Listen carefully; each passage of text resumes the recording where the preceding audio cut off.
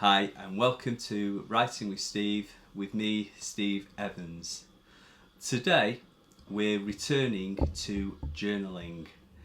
We're returning to journaling because we've had so much feedback and questions regarding it, how to do it, what exactly is journaling and the best ways to journal. So today I'm going to answer lots of the questions that I've received. So as we said in our previous video, keeping a journal is not only great for improving your writing, it's a great way of dealing and promoting your mental health and your well-being. Not only that, it's great for several more reasons, and today this video is going to take journaling to another level. Today I'm answering several questions regarding journaling that we've received on this channel. So our first question is, what is a journal?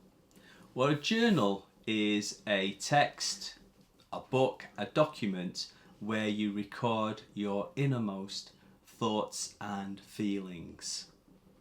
See it as a best friend, a confidant, with whom you share your thoughts, your feelings, your innermost emotions with. It's also a great way of recording important events in your life, both happy events and sad events.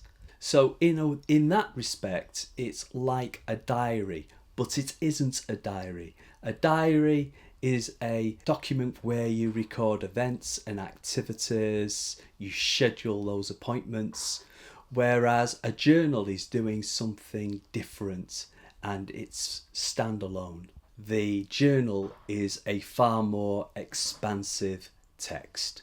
The next question we received is, what is journaling? Which is a great question.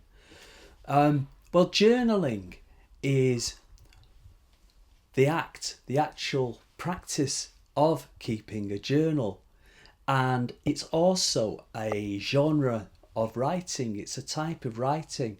So we have, for example, the diary stroke journal of Samuel Pepys, who lived in the 17th century and was witness to some astounding, amazing events, including the Great Fire of London.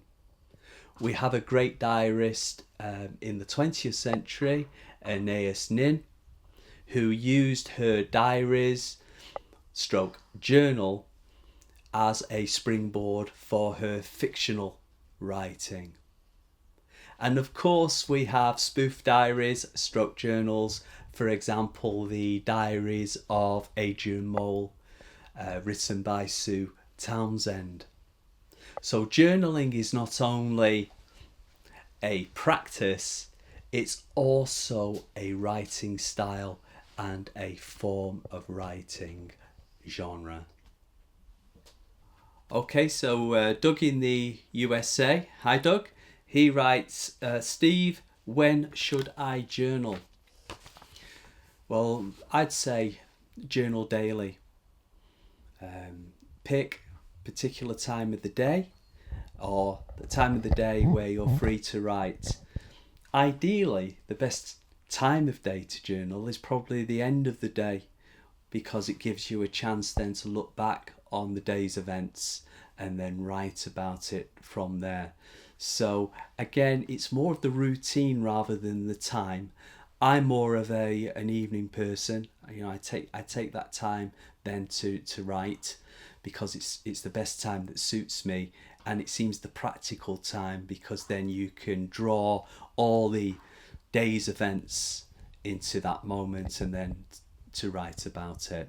And related to that, I'd also say, the next question might be, how much should I write? Well, I'd say it's about as much as you can write, or what events of the day have prompted you to write, and also to express those thoughts and those feelings as well. So if you do miss a day writing, don't see that as a reason to give up journaling. just start again the following day. So our next email question from Olivia asks, Steve, what's the benefits of journaling? Well, there are numerous benefits to journaling. The first one, of course, as a writer, you're recording your thoughts, your feelings, your emotions, your day, and of course that's rich material that can feed back into your writing, whatever type of writing you do. It's recorded there that you can refer to.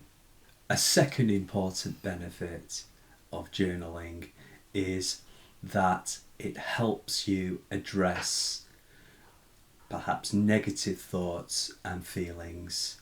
If you're in a situation, a bad situation that you're going through, journaling, writing, articulating those problems is the start of addressing those problems.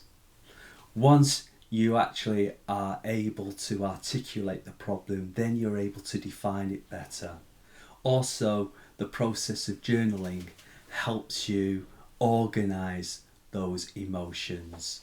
And the process is also you drawing that negativity out and those emotions, and you're drawing them out of you and you're placing them away from you, which then helps you with gathering a sense of perspective about those issues. Another great benefit is in that process of organising your thoughts and your feelings, it's a great mental activity. So it's keeping your brain active, so it's a form of brain gym.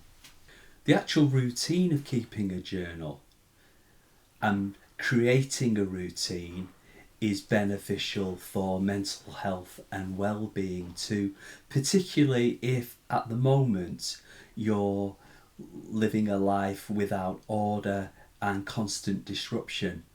Keeping a journal can be that constant in your daily life. And also, journaling is a great way of recording happy memories, happy thoughts and feelings. You can save these up for that rainy day when you're feeling a little down. You can then return and revisit a happy event, and that will, heighten the spirits and lift your spirits. A journal is also a great way to record a kindness that has been done by someone to you. Because sometimes later on, that person may do something that annoys you, angers you, or saddens you. So sometimes then returning to your journal and remembering the good things that person brings into your life and has done for you brings a sense of perspective. A really important use for a journal is legacy. So for example, you are writing something that you can then share later on with family and friends. Journal keeping and journals have become gold dust for historians, for researchers. So I belong to a local history group, and we find journals and the journals of so-called ordinary people extraordinary, because they are recording not only the big events like the Great Fire of London, Samuel Pepys, but also those daily routines, those small instances of daily life that can be often forgotten. On a practical and serious note, journals are very useful at times in our life where we may no longer be able to communicate and articulate for ourselves. I'm talking, of course, about mental incapacity, memory loss, dementia, Alzheimer's. At those moments, by keeping a journal, we are able to preserve ourselves in writing, and this has real practical effective use. So for example, Not only are you recording aspects of your life for your family and friends, and I'll come to that later, but what you're also doing is providing information about you as a person, that person that may unfortunately be lost now. And this is really important in cases where, for example, you're no longer able to communicate and you may be seeking or you may be receiving medical attention in a care or nursing home. By having that journal at hand, staff can read about you. They can find out the real you and not the person that's come into the home, and discover so much about you that they see you that beyond being a patient, they see the person rather than the patient. And this may seem, very high concept and highfalutin, but you are, in a way, by writing and preserving details of your life, you are maintaining and creating your own immortality. Here's an example from my own life. In 2018, my mother died. But before she passed away, for 10 years before, she had lost her capacity to communicate. She lost her memory, and after that she was unable to communicate with us. And she was in permanent care, intense care, in a caring home. However, in the 1970s, fortunately for me and the rest of the family, she had written about her life as a child growing up in the 1920s and 1930s in an area of Manchester called Ancoats. And she recorded her experiences of that life as the daughter of a one-parent family, growing up with a sister. Her father had left her, abandoned her at the age of 3. He was an abusive man and an alcoholic. But she also recorded the fun times, the happy times, even though they were growing up in abject poverty in that period. And to me, that was a legacy and such a gift to give to my family and to me, because it recorded an aspect of her life that before then we knew a little, but we would have forgotten. Because sometimes, I think this is so important, that sometimes we don't ask our parents or our relatives lots of details, because we always think we have time to ask them these things. And I find sometimes that when someone's no longer there with us and we're trying to find out a little bit about our family tree and our family history so we can share it with the next generation, that information's been lost. So, who was this Uncle Derek? Who was this Auntie Angelina? And it's all gone. But by keeping that journal, and even though my mother didn't keep a journal, she'd sat down and she'd recorded that aspect of her life. That was so invaluable to us. And of course, for local historians as well, they were finding out about one-parent families, abject poverty, abusive relationships, one-parent families, and aspects of Manchester life in the 1920s and 30s. So again, your journal is for you, but it's also for sharing later on. So thanks to my mother's decision to record that aspect of her life, we've been blessed with memories that otherwise would have been lost forever. Also, it was a gift to the staff of the caring home, who then saw my mother as a person rather than a patient. Through the mini journal my mother kept, the staff found out that although my mother's name was officially Helena or Helena, she preferred to be called Helen. And that's the way that she'd always preferred to be called since childhood, which meant then that the staff always from then on referred to her as Helen. So Matt asks, what should I write about? And when I've been thinking about what you should write about, my response is write about anything and everything that is preoccupying your thoughts and your feelings. There is no limit on what you should be writing.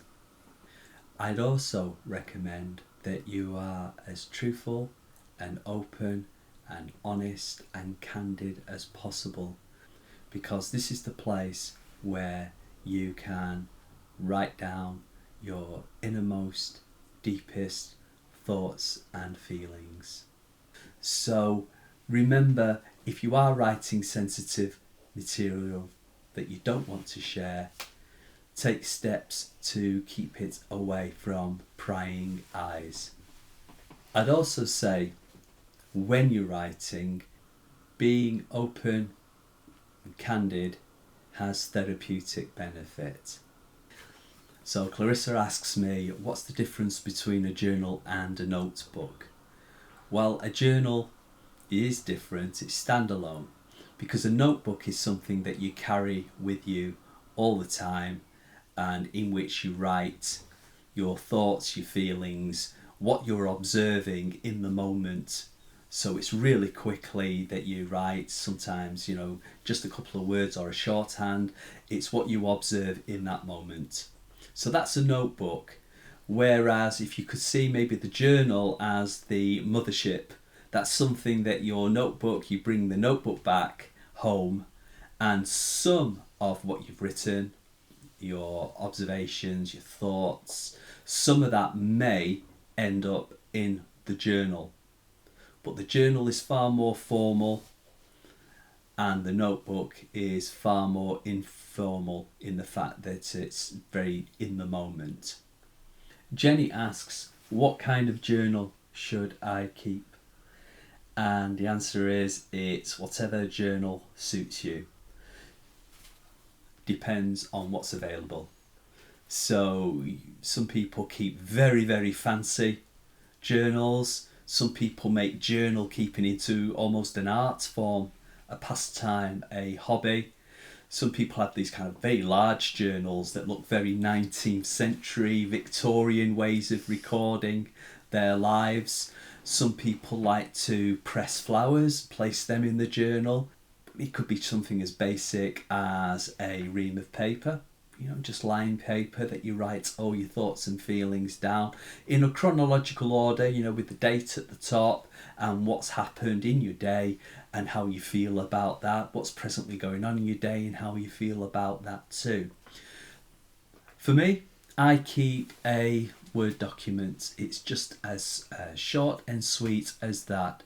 I use my notebook sometimes, that feeds into the journal, and often I'm typing as we go along. So I'm just typing my thoughts and my feelings into the journal on my Word documents, and I'm then able to include images, so digital photographs or scanned copies of documents, or something like a little certificate can go in there. And it's amazing for that. Of course, if you don't have access to a scanner, you could photograph the document, the card, or you may just say refer to and keep those documents like anniversary cards and other really nice mementos separate in another file or folder. So whatever works for you, that really, what you feel comfortable will really determine the type of journal that you keep. It has basic conventions, of course. We're usually working in a chronological form. For me, like a Word document is really good too, because not only does it correct my spelling later, I tend not to redraft because it isn't a book or a novel, a journal, and I don't want to kind of change my thoughts and feelings of that particular moment. But it is really good as your journal develops and becomes pages and pages, and a couple of, those 10 pages turn into 100 pages. You can use your find facility on the document, and you can find particular events or word search in that document which will take me to that moment so I can revisit it. So both have the benefits. I would imagine that keeping the more traditional journal is also therapeutic because it's giving you a routine and it's giving you something that can be turned into a pastime too.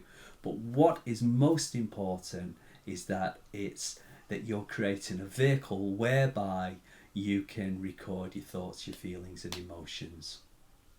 Kate in Devon asks, what if I don't have time? Well, I'd say don't get into the mindset of either or. Given the great therapeutic benefits for well-being of writing and getting your thoughts and feelings down, and also if you are already a writer, and I assume most people watching this video are writers, I would recommend that if it comes to a choice, go with the notebook, because you're probably already using a notebook. My only proviso being that ensure that you record the date when you wrote down your thoughts and feelings. But that's only in extremis. The best possible solution, and my recommendation, is to keep both a journal and a notebook. So just so you know, it's not me and it's just not my personal opinion about journals and notebooks. I interviewed Leslie. Leslie is a writer I know who writes for the pure enjoyment of writing. I interviewed her and I asked whether she kept a notebook or journal, and if so, how she incorporated these in her writing routine. Do you keep a notebook as a writer? Yes, yeah, a journal. Keep a journal? Daily journal, yes. And what's that you've got in your hand?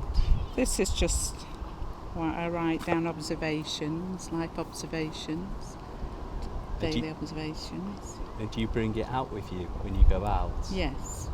Yeah, and then you can keep your thoughts here, because you can miss it and forget, can't you, if you don't keep... Yeah, it's a good way of remembering, diary, like a diary. That's what I always find. It's a great way of remembering things I completely forget, sometimes. Do you find there's any other good purposes to keeping a notebook? Well, yeah, because I can reflect. I can go back and reflect, and if I'm writing any poetry, I can edit it and, do it when I get home. I can just jot down, daily I call it my daily observations. So, it's just there as a reminder what you've done, and you can expound on it, can't you, when you get home? What words of advice would you give to anybody considering writing?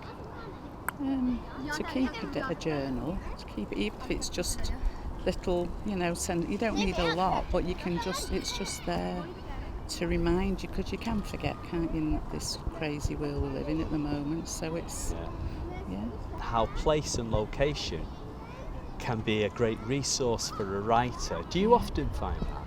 Yeah, well, I come here nearly every day in the lockdown, and I've just, just watching people and nature, sit there reflecting and observing. Yeah, I do. I think it's a good resource, isn't it, to have places to go to. Are you a people watcher? Yeah, I am. Yeah, I think all writers are people watchers and people listeners. We like to overhear conversations and then we scribble them down. I find it's the best way to keep a natural dialogue, because it's a really natural way people speak. You record it when you listen, don't you? People could say we're nosy, but we're not. We're just observers. We just like to know, don't we? We do. The other part is, has a place ever inspired you to write? Have you ever been in a location? Oh, that's really, made me want to write. Because I remember like Wordsworth was inspired by a place called Tintern Abbey. He wrote this beautiful poem. Have you ever come across a place, a building that's got a special meaning or memory that's really inspired you? Style Woods and Style the Mill. Yeah, because you can see the history and learn about the history there as you're walking round. So I get quite inspired when I go there, and the river, and yeah. I hoped you liked our video. If so, don't forget to check out our earlier video on journaling and keeping a notebook. Also, if you liked this video, don't forget to subscribe. Please hit the like button and the bell. Until next time, write well.